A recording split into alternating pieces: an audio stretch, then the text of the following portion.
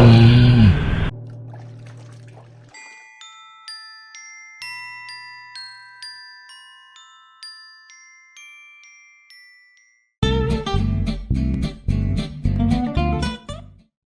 Thiên Long Mobile VNG, tuyệt tác kiếm hiệp Kim Dung trên nền tảng di động.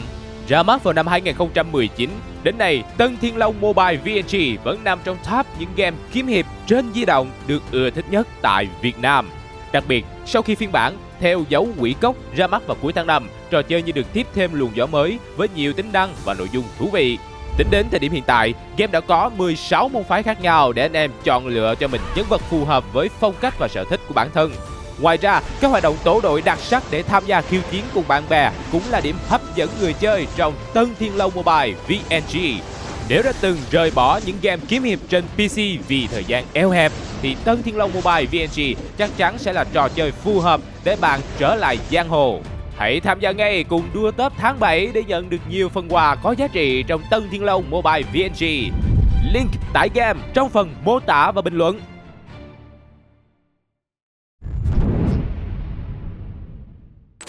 Xin chào, anh em có thích ăn món Nhật không? Tôi thì thích lắm, thích nhất là khi sếp dẫn ra một hàng sushi sang chảnh và nhẹ nhàng thì thầm: hôm nay, tao bao. Holy shit. Không có đâu.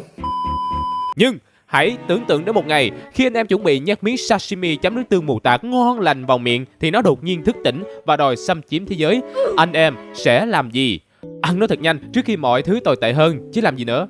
Nhưng cái mà tôi sắp kể sau đây thì lại không dễ nuốt như thế đâu nha. Gác lại chuyện của lũ cá thì trong tựa game kinh dị Zombie Scream, anh em sẽ vào vai một anh chàng Nhật Bản cũng đẹp dai nhưng mà không bằng tôi, đang trên đường đến tiệm giặt ủi để lấy quần áo của mình.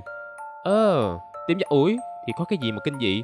Bình tĩnh nào, tôi đã lừa anh em bao giờ đâu, nên anh em cứ nghe tôi kể tiếp đã. Đảm bảo vừa kinh vừa dị, hệt như bác Junji Ito luôn. Sau khi lấy quần áo đã giặt xong, nhân vật chính rảo bước về nhà, nhưng mà đường về nhà hôm nay nó lạ lắm. Chẳng hạn như khi đi qua đồn cảnh sát, chúng ta sẽ thấy một cái bảng ghi số người chết và bị thương do tai nạn giao thông. Ngoài ra còn có một đống bùi nhùi gì đó màu đỏ ở góc tường, nhìn không khác gì mấy miếng xốp mà tôi hay dùng để rửa chén. Nếu trong một tựa game khác, nhân vật chính chắc chắn sẽ lại gần xem đó là cái gì, nhưng vì cơ chế game bảo không được lại gần, vậy nên nhân vật chính và cái đống bùi nhùi đó sẽ lướt qua đời nhau, và trước mắt thì chưa để lại thương đau gì cả. Về đến chung cư, nhân vật chính sẽ nhận ra túi quần áo thơm mùi da sấy của mình vừa lấy bây giờ đã có mùi gì rất quái đản, cứ như mắm tôm trộn với cơm pho vậy. Theo lẽ thường người ta sẽ quay lại tìm giặt ủi khiếu nại, nhưng đây là game kinh dị nên nó sẽ khác. Khác thế nào?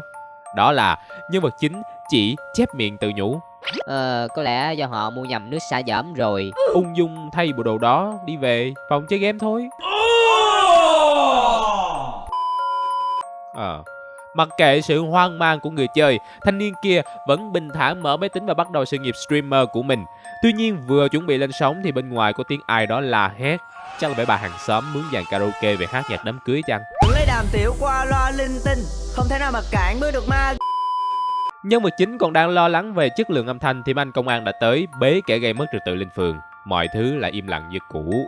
Hôm sau, nhân vật chính lại mang quần áo đến tiệm giặt đồ. Để chắc là đồ mình giặt không có mùi mắm tôm như hôm qua, nhân vật chính đã đổi qua dùng bột giặt mới và kiểm tra kỹ trước khi cầm đồ đi. Hôm nay bản thống kê ở sở cảnh sát đã tăng thêm 2 người chết và 23 người bị thương. Cái thành phố này coi bộ cũng bất ổn dữ. Lúc này, số lượng bùi nhùi xuất hiện trên đường có vẻ nhiều hơn hôm qua. Thậm chí còn có hiện tượng cá bay trên trời. Chỗ xuất hiện đống bùi nhùi hôm qua đã bị niêm phong, còn nhân vật chính thì lại không quan tâm cho lắm. Mãi đến khi một phần của đống bùi nhùi đó rơi xuống trước mặt, cậu ta mới nhìn lên, nhưng chẳng thấy gì hết. Nhân vật chính nghĩ chắc do mình bị ảo giác mà thôi. Vừa bước lên phòng, cậu ta lại phát hiện quần áo mới giặt lại tiếp tục có mùi kinh dị như hôm qua. Bởi ai quy hơn 2 chữ số, nhân vật chính nhận ra cái mùi quái đản này bắt nguồn từ một nơi nào đó trong chung cư, nhưng không quan tâm, chỉ hy vọng nó đừng có lan tới phòng mình là được. Cậu ta muốn bắt đầu chơi game nhưng lại bị gián đoạn bởi tiếng ai đó đập cửa bên ngoài, chắc là chủ nợ.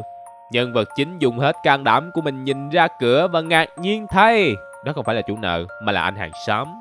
Nhưng khác với cái anh hàng xóm thân thiện dễ mến trong các bộ phim hay á, thì anh hàng xóm này có vẻ gì đó rất dị. và thậm chí anh ta còn quay lưng bỏ đi một mạch sau khi làm phiền người khác. Đến hôm sau, nhân vật chính tiếp tục mang đồ đến cửa hàng giặt ủi, nhưng lần này mùi cá chết đã lan khắp thành phố chứ không chỉ ở căn hộ chung cư nữa.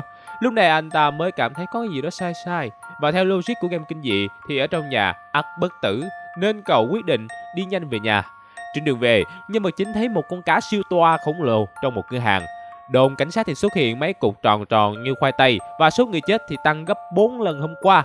Trên tường thì bám đầy ốc biển, và dị nhất là đám cá người. Bạn không nghe nhầm đâu, là cá người, vì chúng có thân cá với 2 cánh tay, con người. Về đến nhà, nhân vật chính gặp lại thanh niên hàng xóm với quả mặt khó có thể nói đó là vui, buồn hay đang chỉ mẻ ẻ. Bây giờ chúng ta có 2 lựa chọn, dẫn đến 2 ending của trò chơi. Đúng là hơi lãng nhách vì chưa săn được con quái nào hay chưa có một pha rượt đuổi nào ra trò đã kịp hết game. Nhưng hãy nghe tôi phân tích nè. Chọn chết hay là tái sinh? Nhân vật chính đến hỏi xem anh hàng xóm có cần đi nhờ nhà vệ sinh không. Nhưng nhìn vào đôi mắt nai cha cha ấy thì tôi biết thứ anh ấy muốn không phải là WC rồi. Anh ta rủ nhân vật chính vào nhà mình cho cậu ta xem bức ảnh chụp khung cảnh kinh dị bên ngoài và bắt đầu lảm nhảm những lời như là đang phê thuốc, như tận thế, chuộc tội và mày cũng không thoát được đâu con trai. Thế rồi cái thứ bùi nhùi như miếng rửa chén ký sinh lên đầu anh hàng xóm bắt đầu biến đổi anh ta. Nhân vật chính sợ hãi lao ra khỏi phòng và nhìn thấy một con cá với 4 cái tay người đang lơ lửng trên bầu trời. Ở dưới mặt đất, đường thì ngập nước như lỗ nhỏ của đàn vâu, con người thì như xác sống trong The Walking Dead. Trong cơn hoảng loạn, nhân vật chính chạy ra khỏi thành phố để tìm đường thoát. Vài ngày sau sự sụp đổ ấy, chúng ta thấy một con cá nhỏ có tay xuất hiện giữa đống đổ nát và trò chơi kết thúc tại đây. Sự tha hóa của con người. Trong cái kết này, nhân vật chính quyết định về phòng và mặc kệ sự đời. Đến khi có ai đó đập cửa thì anh ta mới đến kiểm tra. Nhìn qua khoảng trống giữa khe cửa thì phát hiện một con quái vật đáng sợ. Đúng như phản ứng của các nhân vật trong game kinh dị, anh sợ hãi lấy điện thoại gọi cho cảnh sát, chuông reo và có người bắt máy.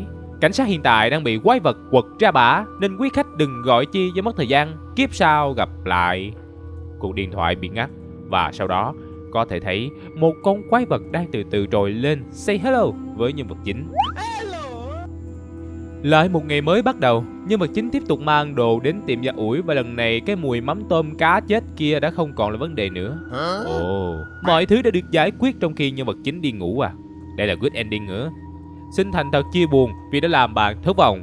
Ở trên là bad ending, còn cái này phải gọi là worst ending mới đúng. Cái mùi đã biến mất vì đa số đều trở thành vật chủ của đám bùi nhùi không rõ lai lịch rồi. Còn người chết thì nhiều đến mức cảnh sát chán không buồn thống kê nữa. Giữa khung cảnh thì tan hoang, nhân vật chính vẫn bình thản về nhà chơi game và viết tiếp giấc mơ stream. Nhưng khi mở cửa, chúng ta sẽ thấy cái xác của anh ta đang nằm ở đó. Nhân vật chính nhìn chằm chằm vào cái xác của bản thân rồi tự hỏi: ồ, mình đã chết vào ngày hôm qua. Lúc này, cái xác nhìn về phía sau lưng của nhân vật chính.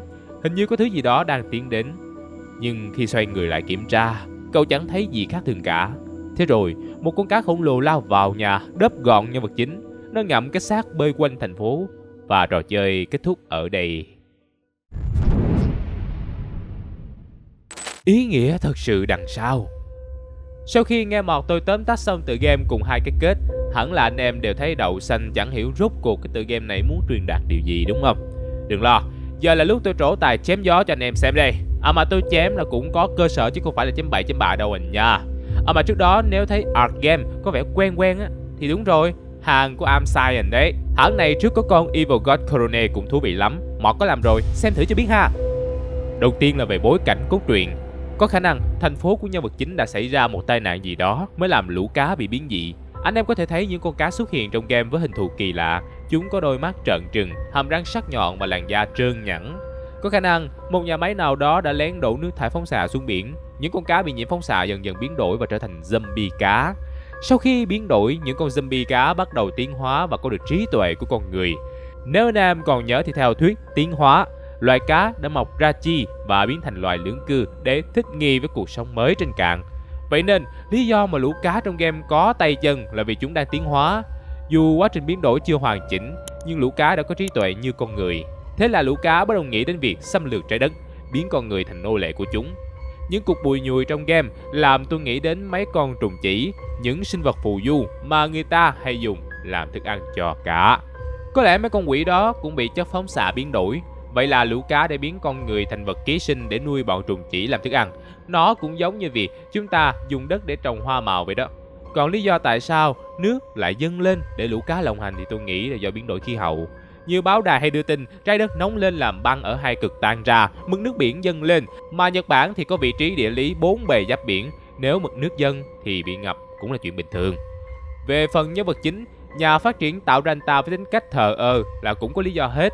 Anh em có thể thấy ban đầu anh ta trung thành với quan điểm kè mè nó. Mãi cho đến khi thật sự có chuyện thì nhân vật chính mới bắt đầu quan tâm đến mọi thứ xung quanh. Mà không chỉ có nhân vật chính, cả anh hàng xóm hay những người xung quanh cũng thế. Họ rất lơ đãng với mọi thứ xung quanh, chỉ đến khi có chuyện thì mới nhìn tới mặt nhau. Tôi nghĩ nhà phát hành muốn thông qua điều này để nói lên sự thờ ơ của xã hội Nhật Bản thời hiện đại. Lúc trước, ta luôn được dạy là không được thờ ơ khi người khác gặp nạn, nhưng khi quá nhiều chuyện làm ơn mắc oán xảy ra, cái sự thờ ơ đó bắt đầu bị bình thường hóa. Nó làm con người xa cách nhau hơn. Chẳng hạn như nhân vật chính, cậu ta chỉ biết mỗi mình, luôn sống trong thế giới của mình, không hề quan tâm đến mọi thứ xung quanh. Rồi khi có chuyện thì cậu ta mới cầu cứu, nhưng không ai giúp cậu ta cả, vì họ cũng đang thờ ơ mà. Về hai cái kết tôi sẽ lý giải như thế này.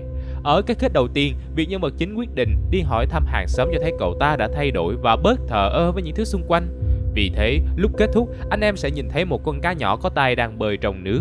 Tôi nghĩ con cá đó tượng trưng cho nhân vật chính. Việc cậu ta biến thành một con cá như thế cho thấy ám chỉ cậu ta đang dần tiến hóa để trở lại là một con người thật sự. Ở cái kết thứ hai, nhân vật chính quyết định lờ đi, tức là vẫn thờ ơ với thế giới. Đến khi chết, nhân vật chính cũng chẳng thay đổi. Cậu ta thậm chí còn thờ ơ với cả cái chết của mình. Vậy nên mới có cảnh cậu ta thấy xác bản thân trong phòng và tự hỏi mình đã chết hôm qua rồi à. Hình ảnh con cá ngậm cái xác ở cuối trò chơi thể hiện sự mục ruỗng và ngu muội đến cực độ. Đến chết cũng không muốn thay đổi thì có lẽ cậu ta thích hợp làm cá hơn làm người. Tóm gọn lại, cốt truyện muốn nhấn mạnh vào sự thờ ơ của xã hội ngày nay, không chỉ giữa người với nhau mà còn cả với thiên nhiên. Chính điều đó sẽ là thứ giết chết con người, hay về lâu về dài chính là nguyên nhân làm xã hội sụp đổ. Vậy, anh em nghĩ sao về giả thuyết này của tôi? Anh em còn giả thuyết nào khác ngon lành hơn không? Nếu có thì hãy comment bên dưới cho tôi biết với nha. Còn nếu thấy hay thì tiếc gì một nút like, share cho tôi đúng không nào? Hẹn gặp lại anh em ở những video sau nha. Và đừng thờ ơ trước những lời kêu gọi của tôi nãy giờ. Bye bye.